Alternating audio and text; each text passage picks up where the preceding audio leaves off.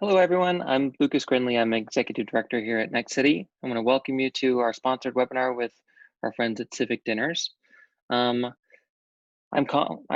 moderating today from a multi-use space, probably like a lot of you. I'll call this my co-working space. So hopefully we won't be interrupted by virtual schooling or anything like that, but we'll get started. So a little bit about Next City. Hopefully you already know some things about Next City because you're here in the first place, right? But I want to let you know some important points, which is that we're a nonprofit news organization. We believe in the power of solutions. We send our journalists out to find solutions like the one you're going to hear today so that you can emulate it in your own community and use it for inspiration in your work. When we try to do that in enough detail with enough expertise that you'll have something that you can actually use, something actionable, right? We've actually already so far since the pandemic started published more than 200 stories related to the pandemic. And that started with, issues of how to feed people, how to house people. And now we're talking today about how to continue with civic engagement. And I'm excited to learn more about it and what they're doing with Civic Dinners today. There are more than 700 of you who registered for this event. So I know there's a lot of interest in what we're going to talk about. Some things to know as we go through the webinar. The Q&A button is the one for asking questions. I will be looking through the Q&A section as the presentation goes on, and then we'll do Q&A at the end of the presentation.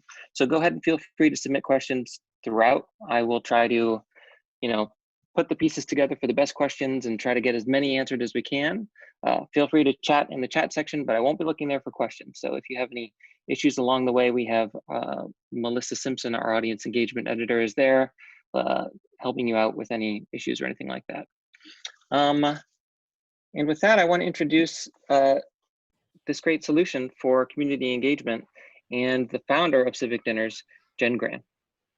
Thank you so much, Lucas. It's such an honor to be part of Next City and this webinar. I really appreciate it. I've been a huge fan of Next City for over a decade since I discovered your work, and just excited more than ever. I know as we're all aware, especially as we're entering this election season, that America is definitely more sharply divided than ever before, from our disparate political attitudes to even conflicting social issues. Our culture is facing more polarization and tension than ever. But rather than engaging in conversation, especially community conversations, to better understand those we disagree with, it's sometimes easier to just disengage. And the truth is, we've lost the art of conversation, and that's a big problem because it creates stress, it erodes trust in our most trusted institutions, and it impacts our relationships in the workplace, in the community, in our schools, and even at home, especially at a time when we're facing huge global challenges, from COVID-19 to climate change to even systemic inequality. So, yet despite our division, we know that the boundaries in our society are changeable.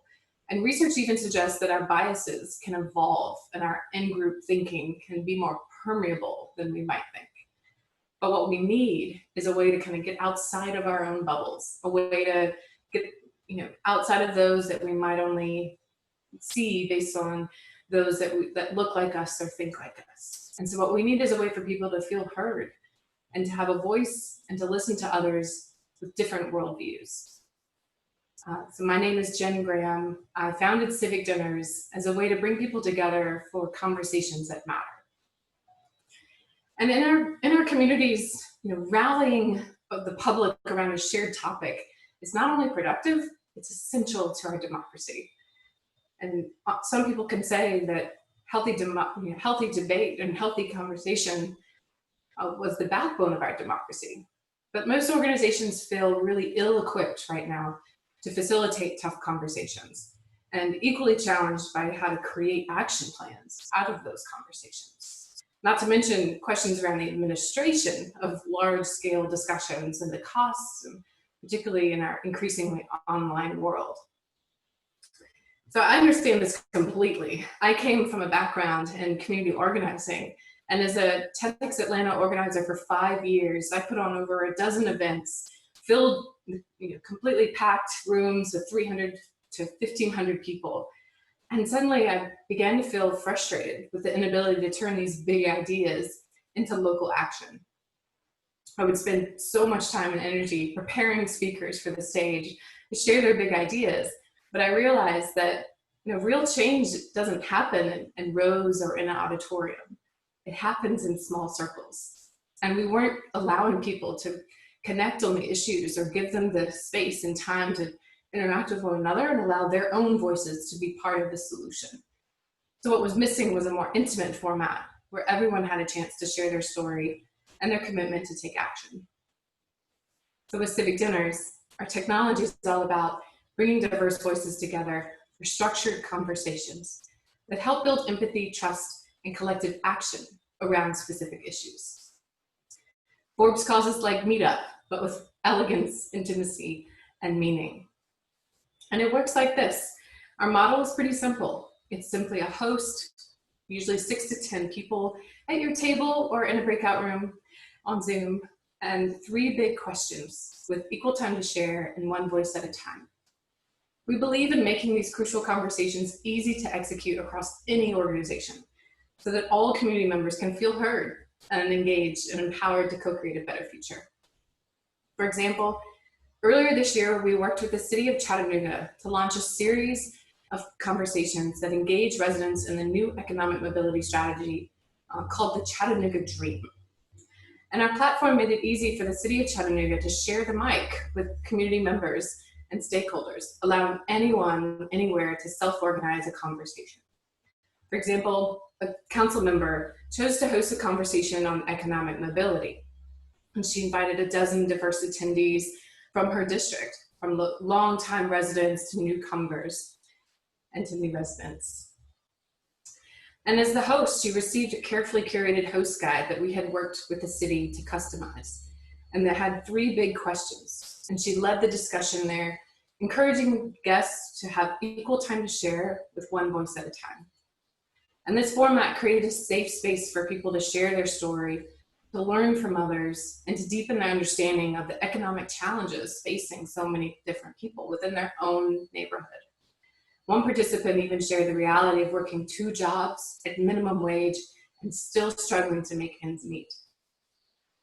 And through our platform and process, over 300 new voices were heard, including students, the elderly, and even gang members. People gathered in homes and restaurants, around conference tables, and of course, Zoom rooms. Afterwards, people received a survey and specific action steps to continue the conversation.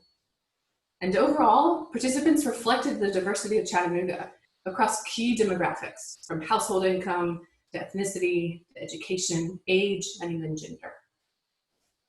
Their stories and insights were then gathered and shared from the survey and collected into a report that has helped directly influence policy change within the city of Chattanooga. Issues and topics that came up included financial security, financial literacy, jobs and employment, affordable and accessible education, affordable housing, equal opportunity, safety, and public transportation. As you know, all of these issues are interconnected.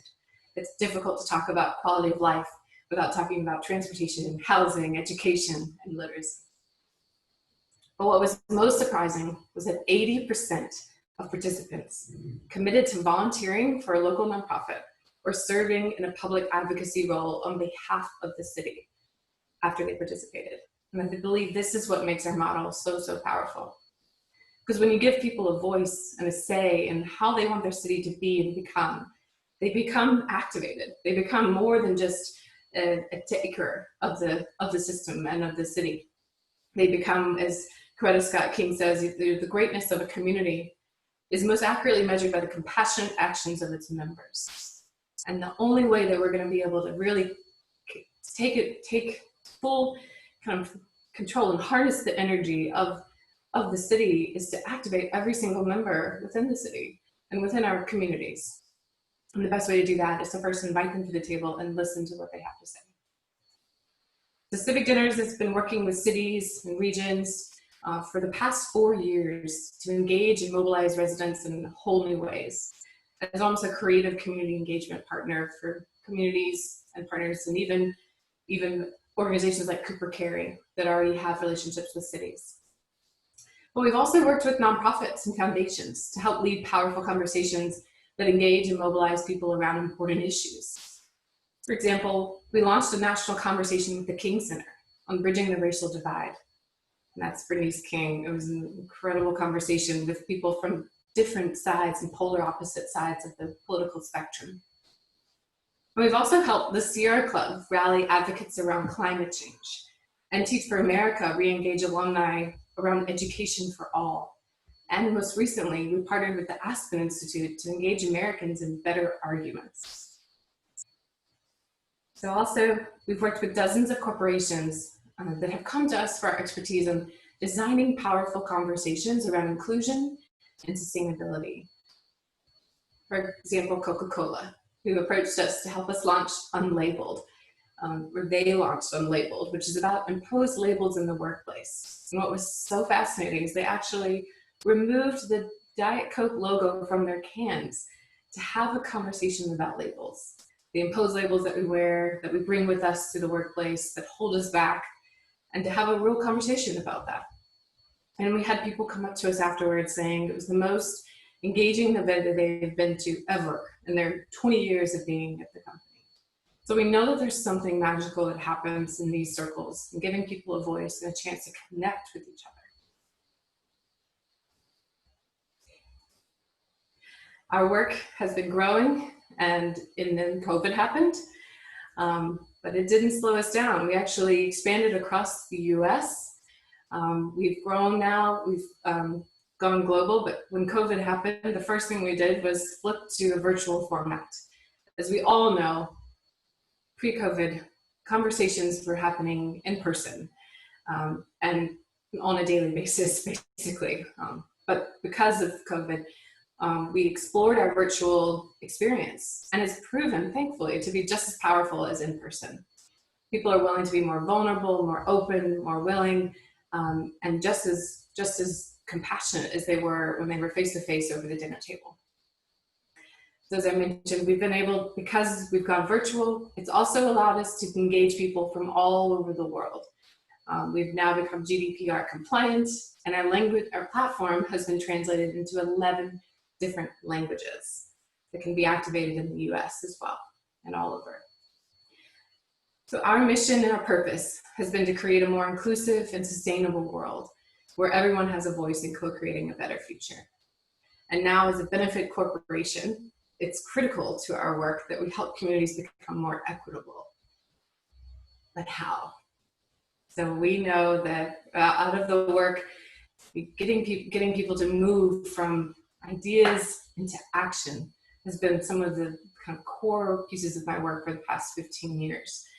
And this technology at Civic Dinners is one tool to help build greater community within organizations. And one way we've been able to do that is by making it just easier for communities and organizations, nonprofits, companies, and now even universities to design and launch community conversations.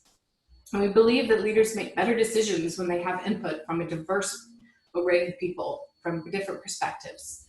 And so I want to walk through a few case studies and some work that we've done in the past and some research that might be helpful and speak to how we create a greater sense of community and belonging and inclusion in our cities.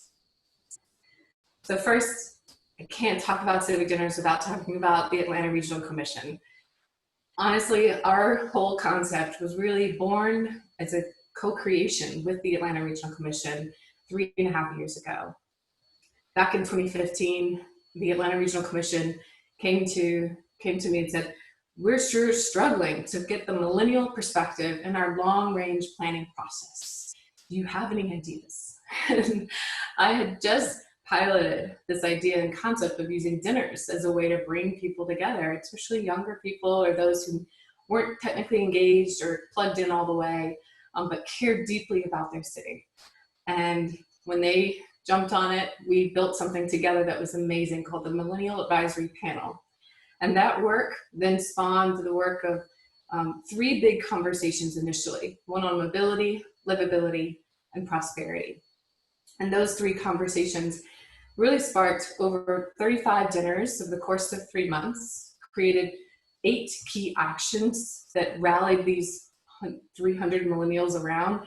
And of that, we had 2 teams formed nonprofits, 3 helped pass legislation, including a transit referendum for the city of Atlanta, and 6 that I know of at least have run for office, from school board to city council, all the way to Gwinnett County chairman.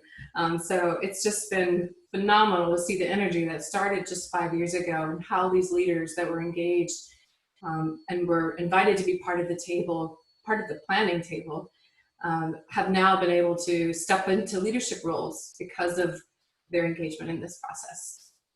And that work then spawned and grew to our global advisory panel with ARC. And eventually in 2017, we launched it region-wide to allow people to really engage in conversations no matter what county they were in, across the 10-county region of the Atlanta Regional Commission. And so as you can see here, we've had over 300 past dinners and over 2,000 attendees, plus some more, since our initiative and project began with ARC. And I was our first partner, and Doug Hooker, who's a big believer in allowing people to have a voice and have a say and to nurture the next generation of civic leaders. Said some pretty amazing things, but that civic leaders became a tool for them to be able to reach and engage sectors of the region that they didn't have a relationship with before. And I think that's so crucial to the importance of being able to reach deeper into communities. It's because we were able to leverage a tool and a platform and make it so easy for anybody to host. We were able to leverage the social networks of our biggest fans and the biggest allies on behalf of the city to reach deeper into communities that we otherwise wouldn't be able to reach.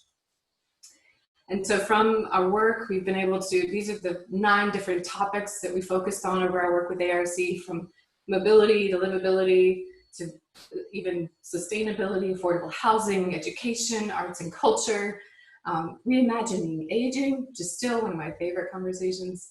And then we generated a report that came up with the key themes and even provided the verbatim responses from the survey follow-up. And these reports would routinely sync in with the planning department to help be directly engaged in the long-term and regional planning process.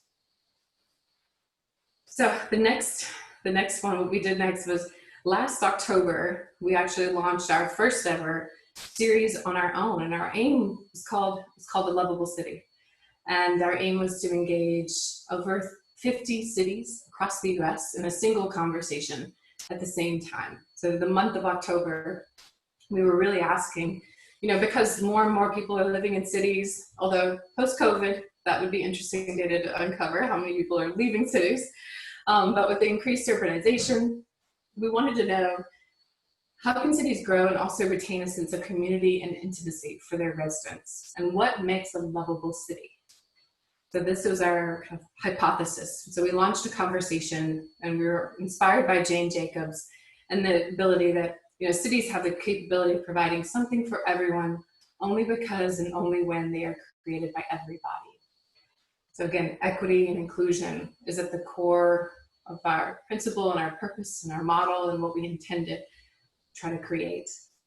So from the Lovable City, we had 50 cities participate, had over 120 dinners, 600 attendees, and we had a great show for the survey response as well. And I'm gonna highlight some of the findings from our report. And if you're interested in receiving the full report, just send me an email and I'll get you the full Lovable City report. But here's what I found was one of the most interesting and funny things is that when asked what do you love most about your city, food and restaurants were #1, which I imagine is the case for anybody who loves dinners and food. But then second was diversity of people. The ability to bump into people who aren't like you or don't look like you and appreciate that culture and arts. That was the second thing. And then arts and culture was the third, followed by parks and green space and the people and the neighborhood. And as you kind of went down this feeling of sense of community. And when we're in communion, that's when we feel like we're loved. And then when we're in family and that sense of belonging. And then when asked, we ranked the order of how much they agreed or disagreed or strongly agreed with certain statements, whether their city is family friendly or has a distinct character, or if it's welcoming or supportive of the LGBTQ community, and so on. And so most cities fell between about 60% as if they felt if they were actually inclusive of all people, which was interesting. And the last, they disagreed the most was that my city agrees or has access to affordable housing. So as you can see, the next issue was access to affordable housing was the #1 issue facing most cities that participated in our study and our conversations last October, followed by gentrification and homelessness, which are interrelated with affordable housing. So we knew there was something going on around equity and inclusion and what that was turning into and looking like in the actual cityscape.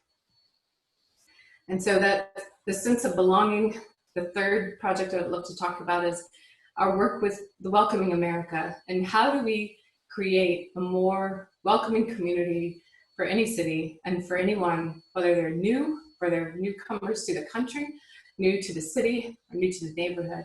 How do we create a sense of belonging? And this project initially started as part of the Welcoming Week in 2019 and has extended through this year. We've accelerated and grew it across the country and have had over 180 dinners across the country around the sense of belonging. And here we can see, this is the platform, shows you how easy it is. There's still, this was taken today, so we have conversations happening that anyone anywhere can join or host. And then our host guides are sent in advance. So when you sign up to host or attend, you receive the guide with the questions and simply follow the facilitation guide. And we provide very basic kind of like facilitation tips for those who have never hosted an event similar to this before, as well as even like what to expect in a virtual environment and how to set it up. And then our most recent project with the launch of our Inclusive series is actually with Sandy Springs, a city north of the city of Atlanta, within the Atlanta region. And this project launched right after the protests and after George Floyd's death this summer, with all of the unrest and social unrest. Rusty Paul, the mayor of the city of Sandy Springs, said that there's, as for those of you who aren't familiar with Sandy Springs, it's known to be an affluent and wealthy and used to be predominantly white community, but it's become increasingly more diverse over the years. And the mayor said, we have to have a conversation. We have to launch a community conversation around this issue of inclusion and belonging and get ahead of this right away. And so they reached out. We launched the Inclusive series as part of this. Our first conversation, a part of it was inclusion and belonging, which is based off of the belonging conversation, the merge of bridging the racial divide. And then we also, as you can see, we were able to translate it into Spanish. So we had it in both English and Spanish, and we're able to have over 44 dinners over the course of just, I believe, 8 weeks. It was the most talked about and most filled dinners. Almost all of them were full. And the city actually had representatives attending each of the dinners to take notes and to also be an ear and a fly on the wall to make sure that the city and the city managers, meaning the mayor, had a direct link to the ideas that were being shared on the ground from everyday residents. And the findings are still being compiled into a report that will be reflected back to the city and included in an equity plan. Which leads me to announce the equity series. So based on the work of the past 4 years, from ARC to the Lovable City report to our work with the belonging and so on, we started to recognize and realize there were several themes that needed to be created and emerged, and that would be relevant to any city that is looking to create a more inclusive company or inclusive culture.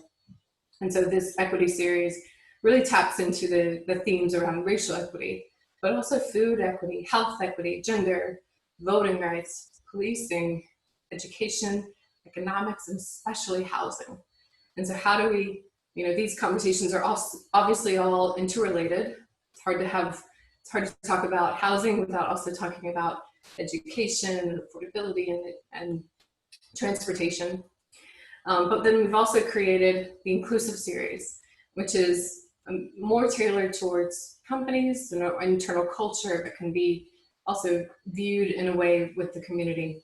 And these are 24 different topics that range from everything from racial equity to women in leadership to even mental health and unconscious bias, disability, and even the LGBTQ community. So really providing ways for even companies or organizations to have these courageous conversations in the workplace or within their own community. And so what we offer for the Inclusive Series and the Equity Series are kind of the similar things that we would offer any organization, from conversation guides, so you have the actual questions and content, provide the trainings for kind of training the trainers. So again, our model is really all about empowering and building the next generation of leaders, those who are able to continue the conversation and be sustainable in those conversations. So teaching them how to host, coaching them, and making it really easy for them to continue to capture voices from the community. And then platform access. So this is, we set up the partner page. We can easily create it, customize it, and make it really simple and easy. We adopt any of the conversations that you would want, whether it's 3 or 6 or all, and kind of tweak them and set those up on the platform for full year access, and also provide the trainings and support to support the community conversation. And so as here we have, these are all of the topics for the Inclusive Series. Some of my favorites, again, you see the belonging, the reckoning with racial injustice, bridging the racial divide, so many of the inclusive culture labels. So many of these are so important now, especially in our times, because we know that not everything that is faced can be changed, but nothing can be changed until it's faced, as James Baldwin said. So we believe in the power of these conversations. We know it's not the end all be all, but it is the beginning. And these conversations can help create a more inclusive world, especially in an election year. So I'd love, if you're interested in learning more about civic dinners or the Inclusive Series or the Equity Series, please do reach out, get in touch, and I'm happy to answer any questions that you might have. Thank you. There were plenty of questions, so thanks very much for that, Jen. This is the moment where the Q&A button blows up and there's like loads of questions that come in, but I'm gonna kick it off with one of my own questions, which was that you started it off by saying change doesn't really happen in an auditorium, but I think a lot of times people who are maybe interested in doing this would be coming up against stakeholders, leaders who want that big auditorium moment. How do you persuade people that actually smaller groupings like this are more effective?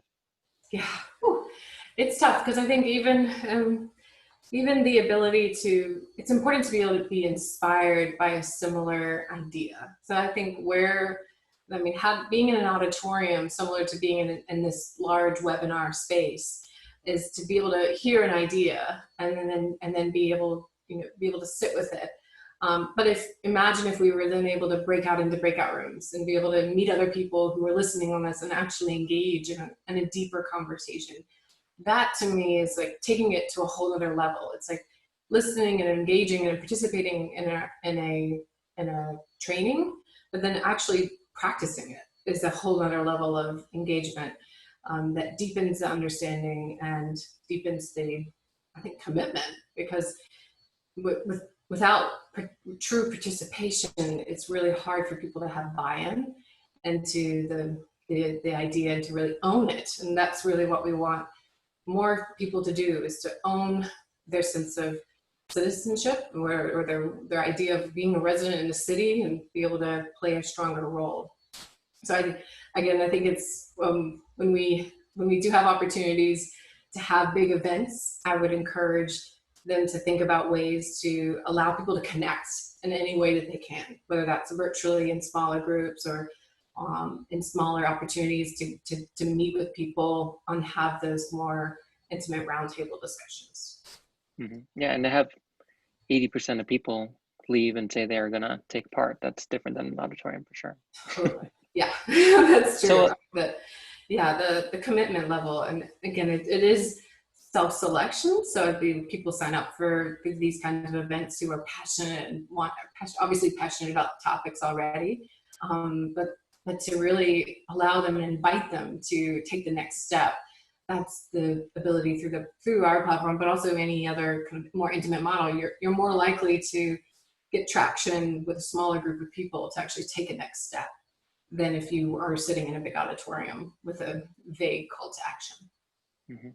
Well, that's a good transition to a question a lot of people are asking about. So I'll ask two parts to it, which is, how do you go about reaching out to people to take part? You mentioned that you're taking advantage of people's social networks, but how do you reach out to people who don't normally want to take part in a Yeah. process of community engagement, especially because they've been burned before and they have a lot of Yeah. skepticism about involvement with governments of all different kinds, especially Oh, people of color living in low-income neighborhoods where they've been burned a number of times before. So how do you reach beyond the usual suspects, even with a small group like this?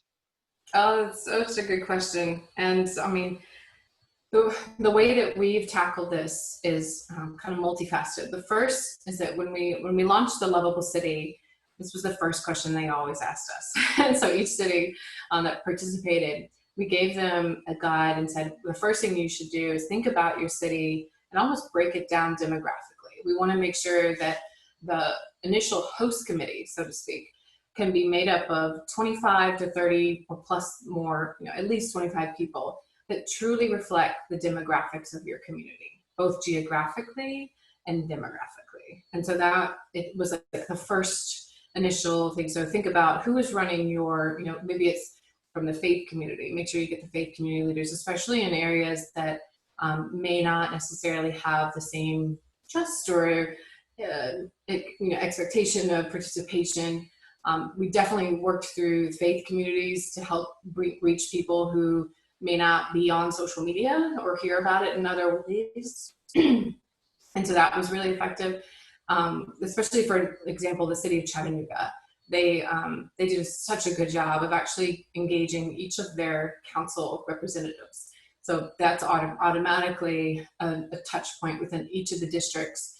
And so we had each of them commit to hosting at least one dinner and inviting people from their own community. So, community leaders, and they even posted flyers on, posted them up on poles, which I don't know is legal in every city, but they would spread the word, and sometimes they would have new people show up the day of because a friend brought them. And we would have the way of actually having the survey, and back we could meet in person. We could have paper surveys, so they would just print out the survey and they'd have an intern fill out the survey as if it had been done electronically, so that we could absorb all of that electronically for the synthesis of the report. But one way of, again, like reaching out, leveraging the existing infrastructure within a community, finding those influencers who know who's who, and making sure that those voices who really need to be heard are heard and brought to the table. So it doesn't just happen by accident, right? Yeah, you have to do it. Yeah, unfortunately, we can make it as easy as we can, but there's still magic in having the ground game and knowing, having, whether it's ambassadors or like this host committee that can really help and bring the next level of people to the table. And I think, again, people trust other people. People are more likely to host if they're asked by someone who they respect, admire, or work for. And so, again, encouraging people, asking one-on-one those relationships, that was the most effective way of getting people to host and also to attend. Mm-hmm. So to build on that a little bit, I'm going to take a very specific question from someone, but I think it gets to the two issues we've been talking about. So this person says, we have a deep mistrust between the city and the community, such that the information that's presented on issues of land use, police accountability, they're huge, and they have to be delivered not by the city, but by citizen experts, which we're kind of talking about. But one city staffer had been heard to say, let's give people the information they need to make the decisions we want them to make. So Oh, how do you work with the people who are creating this and who are above them even creating it to not have a spin or like try to intentionally create an outcome with the conversation? Or should you? Maybe you should do that. I don't think Oh, so. wow. Yeah. Well, I mean, we're pretty straightforward with, I mean, with the, we are there, I mean, as the platform to help collect the insights gathered. And so we recommend, especially people who really want their ideas to be heard, you know, filling out the follow-up email that has a survey that will gather even more detailed information from them. That's, once the city has that data, it's technically, it's co-owned, it's government, it should be allowed to be publicly shared. But it's, we kind of stay out of the, we don't publish anything unless we have their permission from the city or whoever our partner is. And sometimes it's a foundation or a nonprofit that is our partner and that is doing it on behalf of the city. So sometimes it's not directly with the city, it's on behalf, or if it's even, we worked with Oakland, and we worked with a grassroots organization there to launch racial equity in Oakland. Beautiful conversation, and they specifically wanted to be independent of the city to make sure that they were able to get feedback and consistent and build that trust with the community outside of, you know, the relationship and the dynamics of the city. So it's up to, it's definitely, we try to, we obviously have to respect the privacy of also every individual who submits their ideas. That is data that is shared only with our partner, whoever who partners with us as our B2B relationship. And so we don't, we try to not have anything that is identifiable, that is generally anonymous data as well, that is shared, so that we keep that trust with the community as well.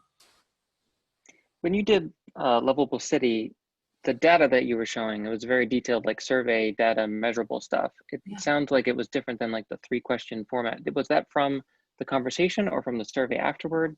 Yeah, great. So that was actually data from, we had a pre-survey and a post-survey. So we actually had a combination of surveys that we would send out to cities, and it was broad. It was across the 50 different cities, and we had over, I believe it was 650 survey results. So again, not like statistically significant, but enough to give us a sense of what people were thinking and feeling, that we could extract some ideas to inform our inclusive series and the development of the equity series.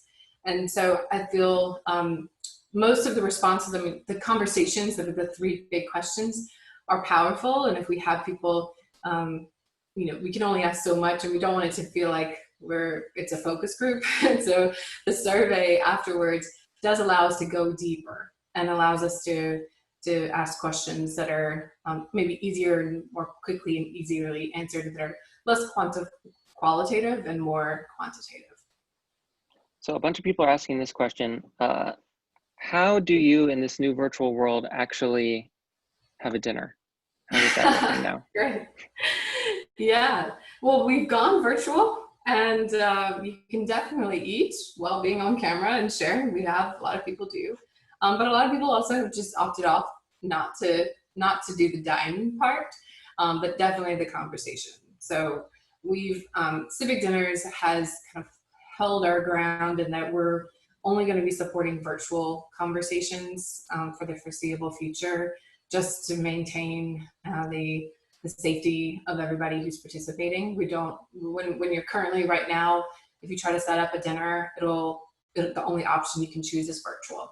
But you can select whether you want people to host, you know, whether you want to use your own Zoom room or Google Hangout or any other technology, or if you'd rather use our default platform. We have a built-in API with a company that allows us to host on just through a link that's broad-based. So you can have up to 20 people even on that platform and have a conversation. And so it's kind of the same, instead of when you instead of putting in a location or a restaurant or so forth, you just enter in the meeting link, or it automatically generates one for you.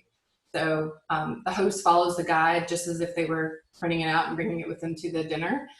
They would just follow the guide via the chat and experience. We are planning to build more features next year, because we do see that virtual is here to stay. We don't know how long, but we are going to be kind of creating a whole experience that actually walks people through those questions that'll make it feel even more than just another Zoom meeting.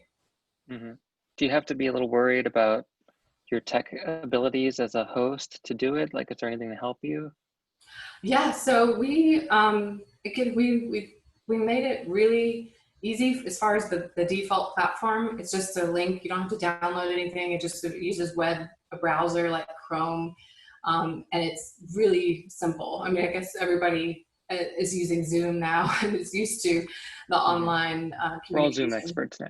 Yeah, I think we're all pretty much Zoom experts by now. So we used to have a lot of like, here's how to download Zoom, and now we're like, okay, you got this.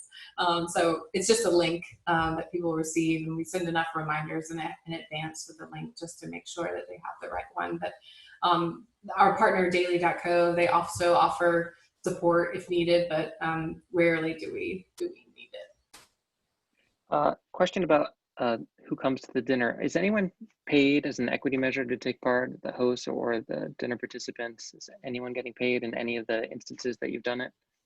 No, we've been partnering with other organizations. If there's a big project that's coming up in partnership with Coca-Cola, for example, we're partnering with Equitable Dinners, and they're able to provide paid facilitators to be present in all the 50 breakout rooms that we're going to have.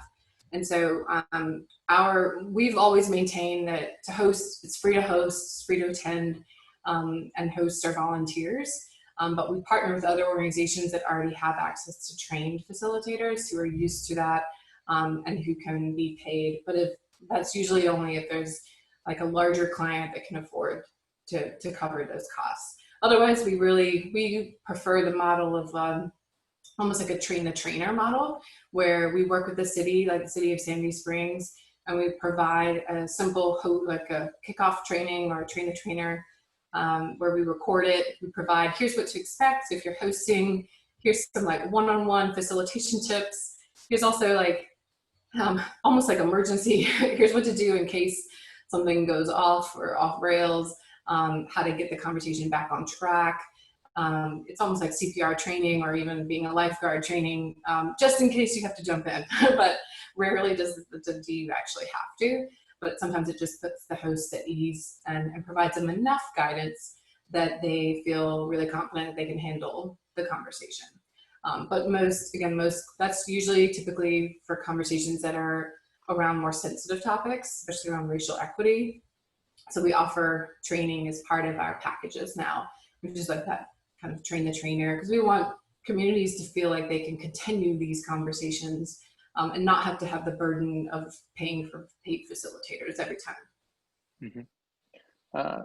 We have someone asking if you could provide some more specific examples of actions that have resulted from engagement efforts. I know you've mentioned before, for example, even legislation has come out of it, friendships, things like that. Oh yeah, we've had I don't know if we've had a marriage come out of it yet, but we've had founders. We had the two women who founded the Lola in Atlanta actually met at a civic dinner, at a Voice of Women civic dinner 3.5 years ago, and they actually founded the Lola, which is a community just for women. It's a co-working space, literally around the corner from where my house is in Old Fourth Ward. And to that, I feel like it's just such a great example of one. Another one, we actually ran our first project in New Zealand back in 2017. When we launched our new platform, we wanted to test, can this actually work outside of Atlanta? Can we run this effectively? New Zealand was about as far away as we could possibly think.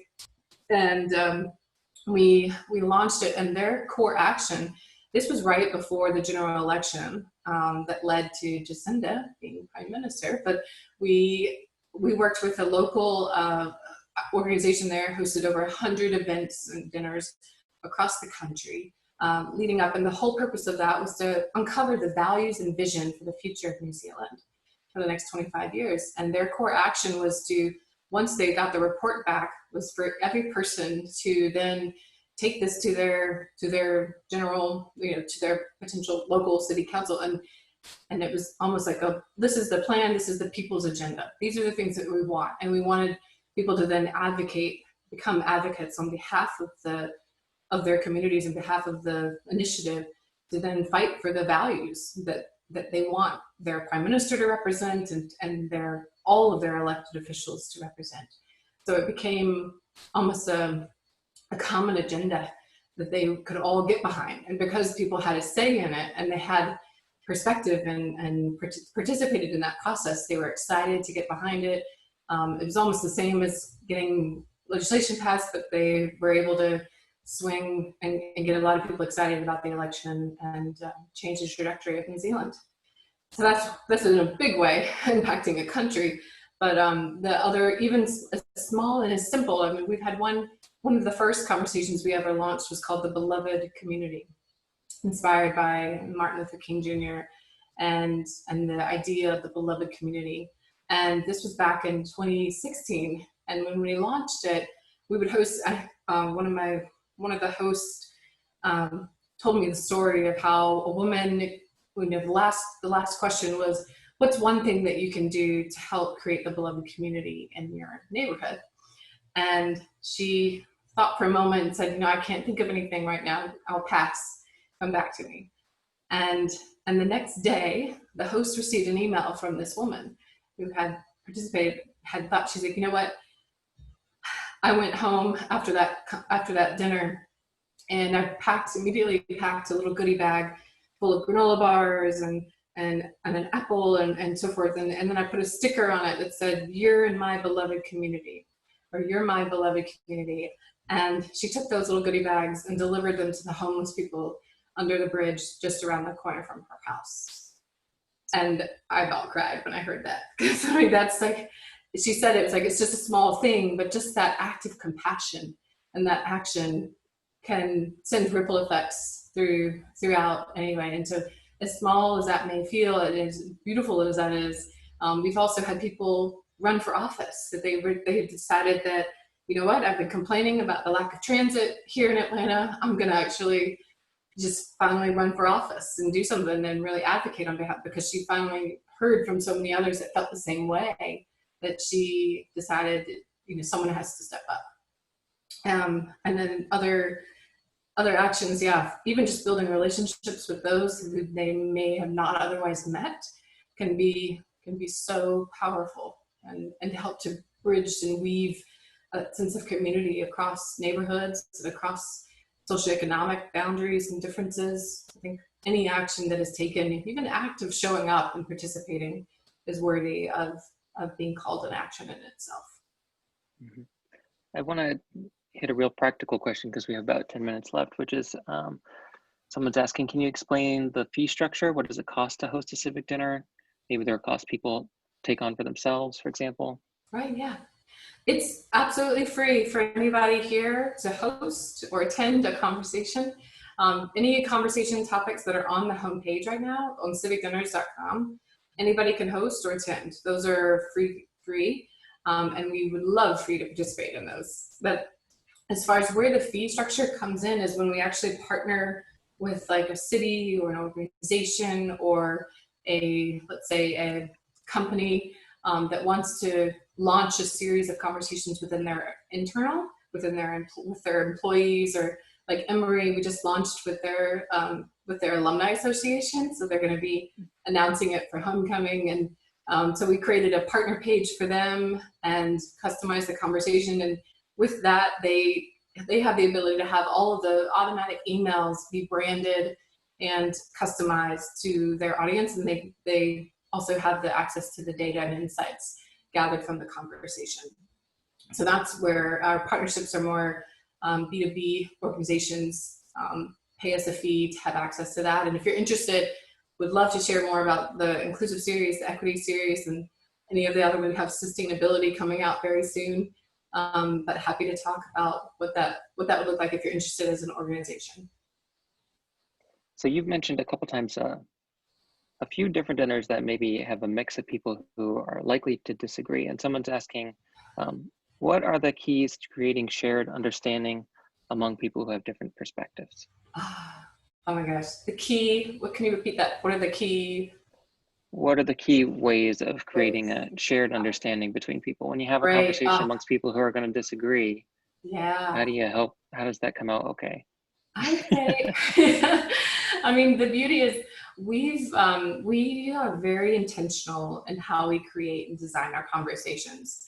So the flow of the conversation design is actually meant to disarm any debate. It's definitely the opposite of debate. It's meant to be a conversation allowing people's individual perspectives and stories to be heard and to be shared.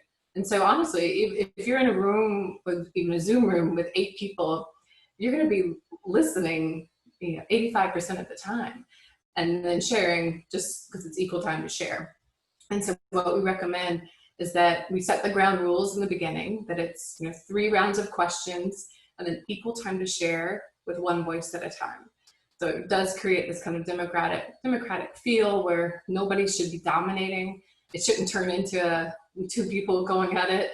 And if it does, then the host just can step in and say, thanks so much. I really appreciate the passion here. I mean, isn't it awesome that we live in a country where we can have different perspectives? But I just want to remind people, like, the model here is we really want to make sure that we hear from everybody. So I'd love to hear what Susan has to say about this. And so you can kind of just redirect the energy there. If it does get heated, then what we also recommend, I mean, there are tips and tricks on this, but sometimes you can just take a breath, like have everybody acknowledge the passion and say, and be in awe of that and appreciate that. Then also just maybe pause and say, you know what, I would love to just do a little gratitude round and to just take a moment to say one thing you're really grateful for right now in this moment. And that usually takes anything that's already at a 90 and brings it back down to 0. So it just resets people's perspectives and keeps people cool to continue the conversation.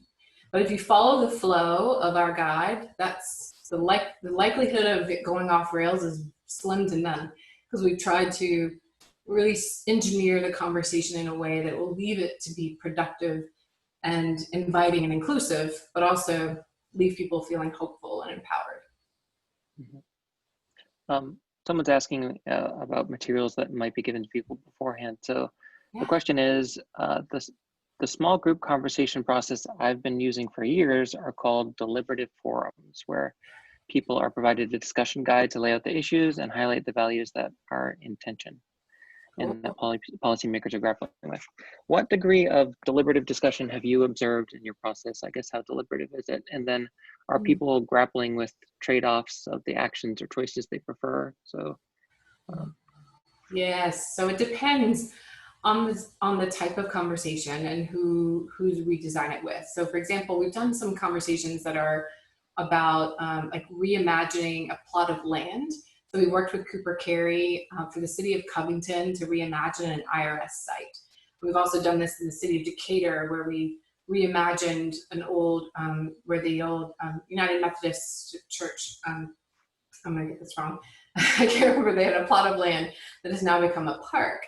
And they were aware that there are gonna be people with different visions and different ways, and how do we help them weigh the cost of certain things. So the way that we tend to do that is we've provided in some host guides, when we create these from scratch and design them specifically for a project like this, we'll include the map of the land that's being considered.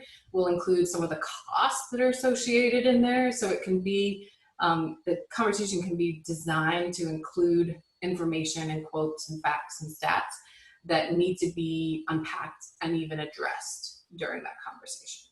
So yes, but I would say we have had experience, especially deliberative, showing like, if this, then this, like what are the trade-offs and understanding and helping to prioritize. But we also leave a lot of that to the survey as well. So like once they've actually had a chance to wrestle with it, then they can use the survey to really prioritize. And that gets to another level of depth and detail that can be reported in combination with the notes from the conversation itself. Mm-hmm.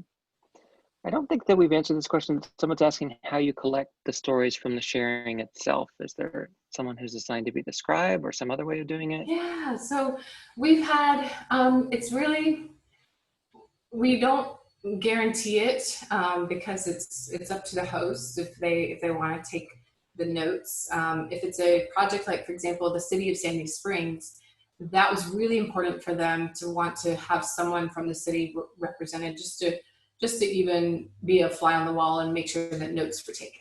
So in that case, they orchestrated that. They would follow, and for every new dinner that popped up, they would make sure they would assign someone to attend. And that's the way that they guaranteed that there was a note taker at each one. So it's up to our partners to decide how they want. Some don't really know, like Welcoming America, they weren't as interested or necessarily needed the conversation content, because the questions that were sent in the survey afterwards really addressed some of the key things that they did want to know from the participants. So it's up to the partner to decide like how they actually want to capture that information.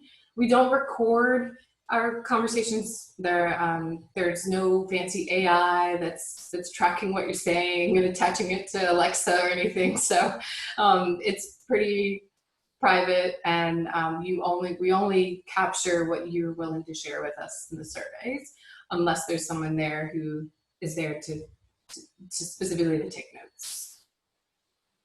Thanks. Well, we're at the end of our time, but for people, there's still a bunch of questions. So if people have questions still, they can reach out to you, or if they want to get started, they go right to the website. Or yes, absolutely. Great. I really so appreciate you and the work of Next City. I love your mission of creating more equitable cities, and really just thrilled and honored to be here today to share more about what we're trying to do to help make cities more equitable as well. Thanks so much, Jen. And thanks for everyone for attending. Check out our webinar upcoming events section on nextcity.org to look for future events. Thanks, everyone. Thank you.